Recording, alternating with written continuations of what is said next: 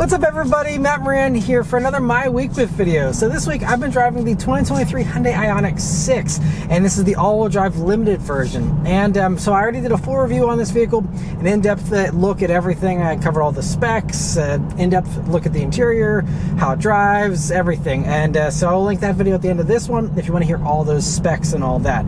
This video is going to be focused on what it's like to actually live with the IONIQ 6. And overall, it's really great. There's just basically one problem this car faces, but aside from that, this thing has been a really nice thing to live with all week. I really love it's so small with the dimensions, and so that means you have great handling. Yes, it's heavy being an EV, but it's so low slung and it's so sporty feeling. Now, you're not feeling like you're sitting on the ground or anything, but it's just a nice sporty feel.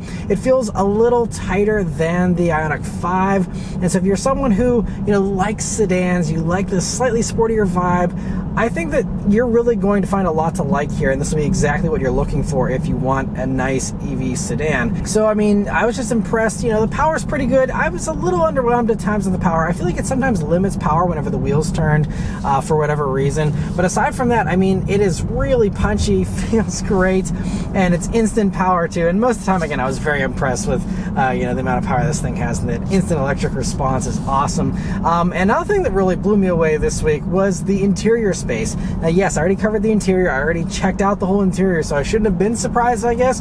But just getting this vehicle, into my normal routine, we installed our car seat in the back for our daughter, and the sheer amount of space for, again, this isn't a big car. It's a pretty small car. I mean, it has a really long wheelbase, but the dimensions itself are pretty small, and yet look at all that legroom. I mean, even with that seat, so that my daughter has tons of legroom for herself up front here, that is the most front seat legroom I've had with that car seat installed in basically anything. I mean, there's even some large crossovers that have less space up front here by the time you're done installing that car seat. It is truly mind-blowing and just uncanny. And so this car is going to be a super rare find for someone who wants to have the sedan experience. You like something nice and small and compact that you can throw around, and it's easy to park, easy to drive, but yet you have an insane, like, S-Class levels of interior space.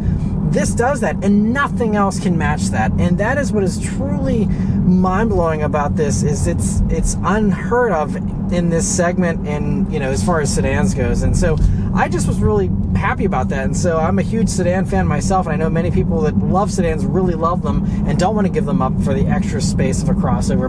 But with this, you kind of can have your cake and eat it too. The only thing I will say is that the trunk space is maybe a tiny bit smaller than like a Sonata or something, and the opening's a little tricky. It's not super tall, so like putting our stroller in, like a large stroller, does fit, but it's a little, you kind of have to slide it through there. It's not the easiest fit, but they do fit. But obviously, if you want a huge, cargo area, just get the IONIQ 5 and be done with it. It's also an awesome vehicle. I spent a week with one of those. Really love those as well. But, this can do all that stuff, but like this feels to me like it's like the size of like an Audi S3, Audi RS3. Maybe it's a tiny bit bigger, but I mean, the interior space is like easily like double to triple of what you get in something like that, or anything else really that's a sporty sedan in this segment. It really is so nice how much space you have. Another thing that really impressed me this week was the efficiency of this thing.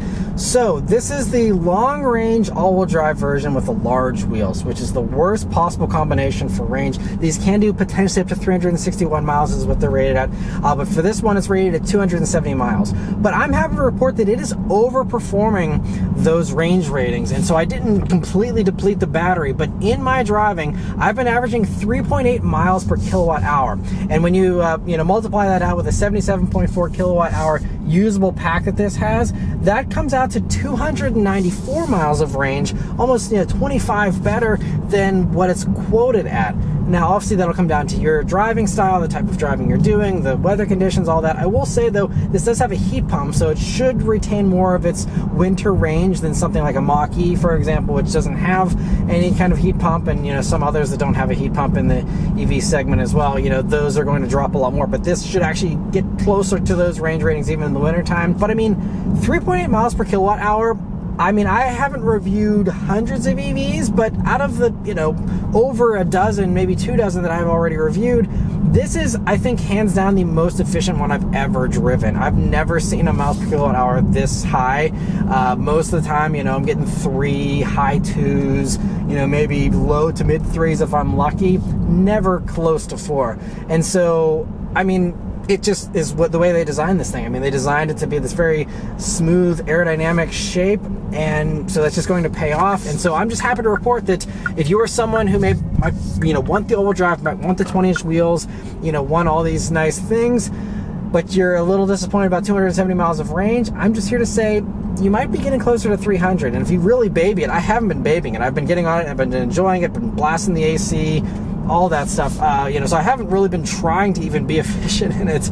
I mean, we have hilly roads around here in southwestern Pennsylvania, so I'm getting a good amount of regen going and stuff, but still, if you actually try, you could probably hit 4 miles per kilowatt hour in this thing, maybe even more. And my driving, by the way, was mostly around town, suburban, back roads kind of driving. I did do a little bit of highway driving, but not a whole lot. It was mostly just, you know, around town stuff. So if that's the kind of driving you do, then yes, this kind of, you know, range rating is completely realistic and totally doable. And with how good the aerodynamics are in this vehicle, I would assume that on the highway it wouldn't really lose much of that range rating either, and still be doing really solid efficiency. So I'm just very happy that this is so efficient, and that this very aerodynamic shape and the great engineering of the eGMP platform really pays off. And you know, the great thing about this platform especially is that it's one of the few, it's this and the Porsche Taycan, especially if you only want a sedan, maybe these two and maybe a Lucid or something else, that can charge as fast as this does, with, you know, it being able to do 800 volt you know, charging architecture you have here with this. I mean, it means you get, like, what I think it said 18% charge from 10% to 80%.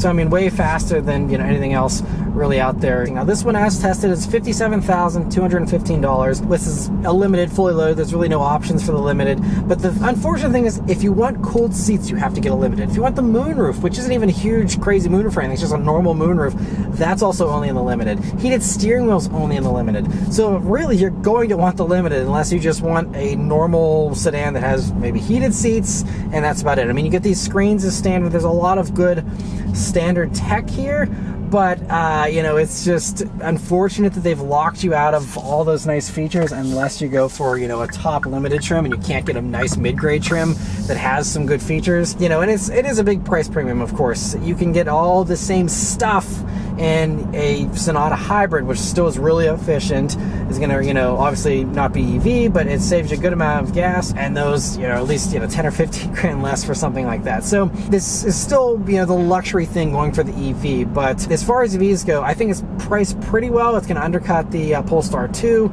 and you know, a couple of the others out there. We don't know pricing for Volkswagen ID7 yet, but the one big problem with this car still is the Tesla Model 3. Because Tesla has kept prices so aggressively, as of the time of me filming this here in, you know, mid-July of 2023, Tesla pricing jumps around every week, it seems. But as of right now, a Model 3 long-range all-wheel drive, which is also in black, which is an extra cost option for them, it has the white interior, which is an extra cost option for them, but comparably equipped, it's $6 grand cheaper. And if you're not going for this exact combination, it could be even larger than the $6 grand difference. And those are also eligible for the tax credit. This is not.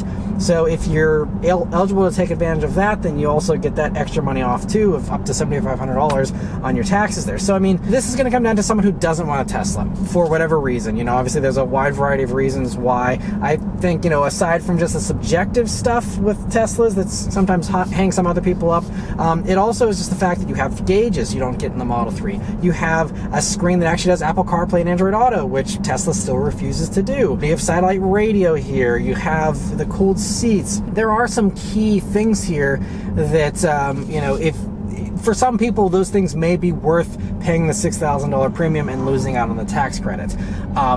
You know, and I'm one of those people. I mean, that's, you know, one of the reasons why we got our Mach-E over at Tesla is because we wanted gauges and we wanted, you know, CarPlay. So I totally get that. And if that's your justification, I think this is a really great, finally a very good alternative to that Tesla Model 3. Finally, after years and years of no competition, basically, we finally have a really solid, good competitor that I think is just as well packaged, if not better than the Tesla, that drives just just as well, if not better than the Tesla. Obviously the Tesla, as of right now, has the performance version as well, which is much faster. If you're an enthusiast, you know, that's still going to have the upper hand, but you know, we have seen prototypes of an IONIQ 6N running around in race form with a huge wing on the back, but get rid of the wing, and that's essentially what you're probably going to be looking at here for an IONIQ 6N at some point down the road that has all the same stuff we just saw on the new IONIQ 5N. So, you know, that is coming if you're an enthusiast, but if you're not, I think, you know, and even if you are, I mean, this is still, you know, a really quick vehicle, you know, 5 second or less, 0 to 60 and all that. So even if you are interested in the speed factor, I mean, this is still plenty quick, but I think it's great that we now finally have a good competitor for the Tesla there, and it's great to see that, you know, this is just such a good car, that it's so efficient, that it's so nice to live with for a week. It doesn't just leave a good first impression, but it continues to impress here day in and day out on my daily drive here. So, yeah, overall, just very happy to say that the IONIQ 6 really hasn't let me down in any way, and you know, if they could lower the price to make it even closer of a gap between this and the Model 3, then I think they could really pull a lot of those Model 3 buyers, and for those who've had them for years and want something different because they've been out forever now, you know, this is a really cool, fresh, new thing that you know, does have some nice key upgrades there that many Model 3 buyers might be looking for if they're willing to pay that little bit of extra money.